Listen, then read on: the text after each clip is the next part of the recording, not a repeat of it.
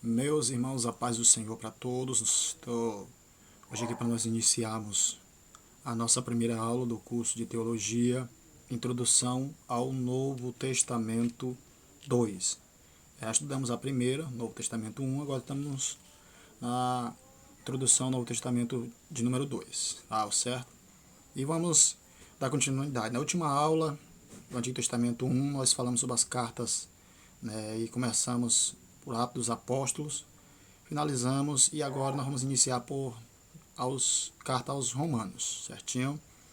E aqui na nossa apostila, página de número 4, nós vamos entrar aqui logo no primeiro assunto a respeito de uma visão panorâmica. O primeiro ponto para destacar, lembrando que é uma carta onde o apóstolo Paulo ele vai trazer algumas orientações para os crentes, para os membros, e também para os gentios e o povo hebreu que estava, tanto hebreu como gentil, que havia se convertido ao cristianismo, né, os novos prosélitos ao cristianismo, saído do judaísmo, largando o judaísmo e passando para o cristianismo. Então, na nossa visão panorâmica a respeito da carta aos Romanos, lembrando que não é um livro, é uma carta com dedicação, trazendo uma orientação moral, uma orientação espiritual, inspirada por Deus. Foi canonizado, não tem dúvida nenhuma que a carta aos Romanos foi medida juntamente com os peritos bíblicos e na realidade foi aceita como digna e inspirada pelo Espírito Santo de Deus. Primeiro ponto, nós falamos que Romano é uma carta, não é livro. Segundo, o autor, o apóstolo Paulo, para quem é direcionada, a carta aos Romanos é direcionada aos cristãos em Roma, né, que é direcionada para lá. E seguindo adiante, nós vamos ver aqui que o ano que foi escrito, basicamente 55 depois de Cristo, na cidade de Coríntios. Um homem chamado Técio foi o que auxiliou o apóstolo Paulo. Paulo ia ditando e ele ia escrevendo o que Paulo falava. É possível também que a portadora da carta tenha sido Febe. Observe os detalhes que eu estou ressaltando aqui para você com bastante cuidado, né? Então, quem auxiliou foi Técio, que escreveu, Paulo ia editando e Técio ia escrevendo, compilando, e Febe era a portadora, vamos dizer, da carta, era a carteira, né? Levava a carta ao local onde Paulo enviava. Febe era uma moradora de Secreia, da cidade de Pontuária, ali próximo de Corinto, cerca de 13 quilômetros dali pertinho de Corinto. Não há certeza de quem estabeleceu a igreja em Roma. Possivelmente alguns vão apontar que a igreja em Roma tenha sido estabilizada, plantada ali, e ela germinou através de convenções de outros crentes. Por exemplo, no dia de Pentecoste, ou quem sabe depois do dia de Pentecoste ali, cristãos voltaram a Roma e dali iniciaram o ponto de culto e germinou uma igreja, fundando uma igreja. Ou outros também apontam que após a pregação de apóstolo Pedro, alguns que estavam ali receberam o Espírito Santo e saíram, e para onde eles iam, ia divulgando o evangelho. Então, Paulo, tomando noção e conhecimento do que estava acontecendo ali, ele decide então escrever esta carta aos Romanos para ajudar, para orientar e para fortalecer a fé daquele povo naquela cidade. Esta epístola de carta aos Romanos, ela explica que a justiça resulta não na genealogia da obra da lei, mas na lei mosaica, mas da fé em Jesus Cristo e da benignidade de Deus. Então a carta aos Romanos, ela tem como objetivo, o ênfase, enfatizando, melhor dizendo assim, né?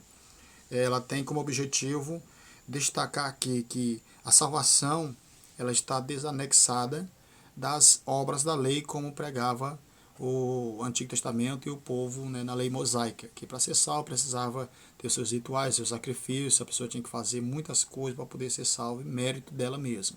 Ela tinha que fazer por onde para merecer, através de sacrifícios, sacrificando, tantas coisas que ensinava antigamente. Então Paulo ele vem através das carta aos Romanos, advertir dizendo, olha, para ser salvo basta ter fé em Jesus Cristo, na benignidade de Deus, no amor de Deus, e ele vai dar aquele esclarecimento para os crentes romanos, né? Que não se conforme às coisas do mundo, mas que o justo viverá por meio da fé, e se ele recuar, se ele recusar no meio da dificuldade, a mão do Senhor não terá prazer nele. E assim nós olhamos aqui esse pormenores na carta aos Romanos. Perdão. Vamos entrar aqui na primeira carta aos Coríntios, que também ressaltando aqui, é apontada como o apóstolo Paulo, que escreveu sem dúvida nenhuma, o apóstolo Paulo que compôs, compilou, escreveu essa carta, né, no ano 56 depois de Cristo, e a destinação é aos irmãos em Coríntios, porque pontuariamente ali a cidade de Corinto era um rico centro comercial. Então aí começa o perigo no meio da riqueza, no meio da grandeza da população. Os gregos, romanos, orientais, vários tipos de pessoas existiam ali. Por exemplo, novamente vou recitar para você, gregos, romanos e orientais que vinham de diversos cantos. Porque devido à fama do grande templo da deusa Afrodite, Afrodite, que tinha lá um templo, a deusa do amor, tinha um templo dedicado a Afrodite com 1000 mulheres, mulheres da vida, mulheres meretrizes, né, que se prostituíam ali. Então estava trazendo grande prejuízo ao evangelho, à igreja que estava pregando ali, viu? Que estava tentando se firmar. Paulo tomando conhecimento, Paulo tinha conhecimento, procurava saber, se identificar, interagir com os irmãos, como um bom pastor. Paulo procurava saber as condições morais, físicas e espirituais das suas ovelhas. E após ele tomar ciência do que estava acontecendo, o que necessitava ali, embora ele não estivesse presente ali, naquele lugar, né, em vários lugares onde ele não poderia estar, mas ele tomava ciência através dos seus colaboradores, diáconos, como Priscila e Aquilo, que trazia notícia para ele. Então ele, tomando conhecimento, ele aproveitava ali, preparava a carta em cima dos acontecimentos e enviava para demonstrar, para divertir, lição moral, espiritual e para fortalecer a fé dos irmãos.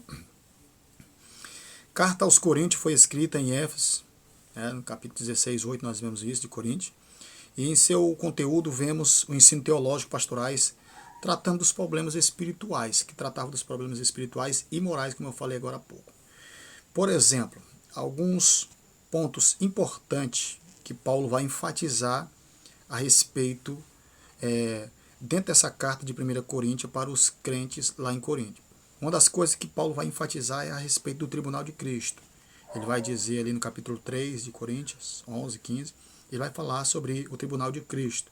Tenha cuidado com as vossas obras, que o tribunal de Cristo vos será para pesar e calcular cada um.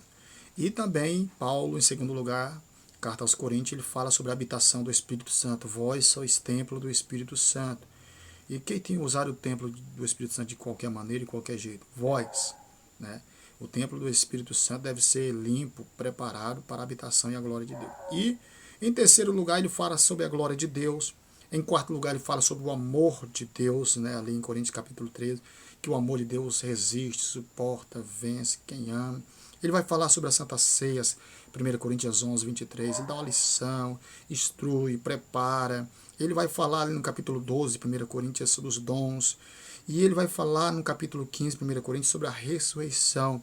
Ainda que alguns sejam pegos, perseguidos, torturados, martirizados, haverá uma ressurreição eminente em Cristo Jesus, sem dúvida. Então perceba que Paulo aqui em Coríntios, ele já vai dar um reforço muito maior do que ele deu ali em Romas, né, para os crentes, que ele escreveu aquela carta em Romas. Coríntios tem essa grande preocupação, porque o templo, um grande templo com cerca de 1000 sacerdotisas, né, da Afrodite, do templo de prostituição, de prostitutas lá. Então, ele tem essa preocupação, porque a igreja estava sendo corrompida naquele momento, tá, ok?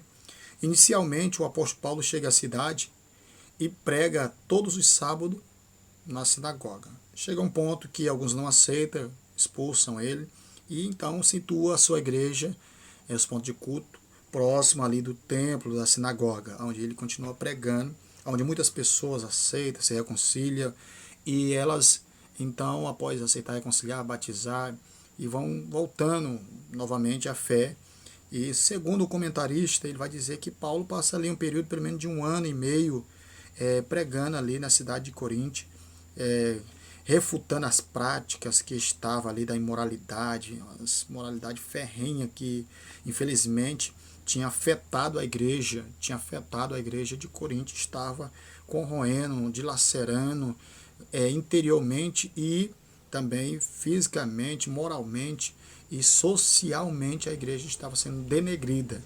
Por isso Paulo se vê a necessidade de não só mandar uma carta, mas ele mesmo ir lá e passar um tempo discipulando, preparando, batizando e refutando aquelas coisas terríveis.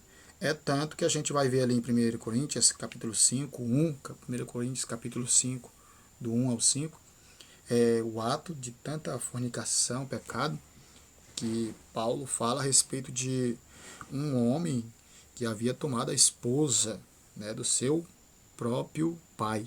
Que coisa terrível, né? Como é que estava o grau da imoralidade, da indecência que estava se alastrando, contaminando. E aqui nós podemos ver também, falando sobre a carta de 1 Coríntios, o destaque bem importante, os pontos que foi destacado ali na carta de Coríntios. A exortação, a união.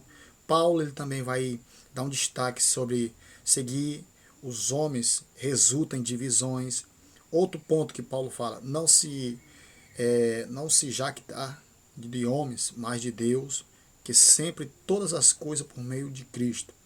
E então aquele não levar o irmão ao tribunal perante os incrédulos, a impureza moral alvita o templo de Deus, impede que alguém entre no reino de Deus, conselho e respeito do casamento e do estado solteiro. Então ele vai enfatizar alguns pontos muito importantes que temos na nossa lição, querido. E você pode acompanhar aí em seus pormenores, certinho? Segunda carta aos Coríntios, página 6. Você, amigo que está acompanhando a gente, vai assistir essa aula, né, os nobres alunos do curso de Teologia Básico do CETEFA. Né? Vamos falando agora sobre a segunda carta, em um breve relato, em um breve comentário aqui sobre a carta de Coríntios. Segunda carta aos Coríntios. Esta visão panorâmica aqui do livro de 2 Coríntios, vamos ver. O escritor, com certeza, é o apóstolo Paulo, né, com toda certeza. Podemos definir que ele tem um propósito tríplice. Primeiro, expressar alegria pela atitude favorável da igreja com respeito ao ministério de Paulo. Segundo, mais uma vez lembrar aos crentes o seu compromisso, segundo lugar. Tá? Segundo lugar, era lembrar aos crentes os seus compromissos para com a oferta aos irmãos da Judéia. E terceiro, em terceiro lugar, que a carta de Paulo vai enfatizar aqui, a segunda aos Coríntios, defender a autoridade dos apóstolos. Vejamos que estas cartas têm muitos detalhes, tem muitos detalhes pessoais, né? A autobiografia do apóstolo não tem como refutar, né? Dizer que não foi ele. Acredita-se que o apóstolo Paulo escreveu esta carta durante o fim do verão do ano 55 depois de Cristo. Ele escreveu a primeira carta em Éfeso e onde possivelmente ficou assim como estava em seus planos até a festa do Pentecostes daquele ano. Então partiu para Troade, né? Que chegando lá, ficou um tempo lá, juntamente com seu amigo Tito, e assim passou para a Macedônia com Tito, seu companheiro, seu amigo da obra, certinho? E o destaque da segunda carta aos Coríntios, ele destacou, enfatizou a permanência, separar-se do mal, estar certo de que seu arrependimento era a alegria dos apóstolos. Outra coisa que ele enfatizou era a prática da contribuição. Outra coisa também que ele enfatizou, a promessa relacionada à contribuição, queridos, à autoridade dos apóstolos. Ok? A autoridade dos seus apóstolos também ele enfatizou com bastante clareza. Quais as marcas de seus apóstolos?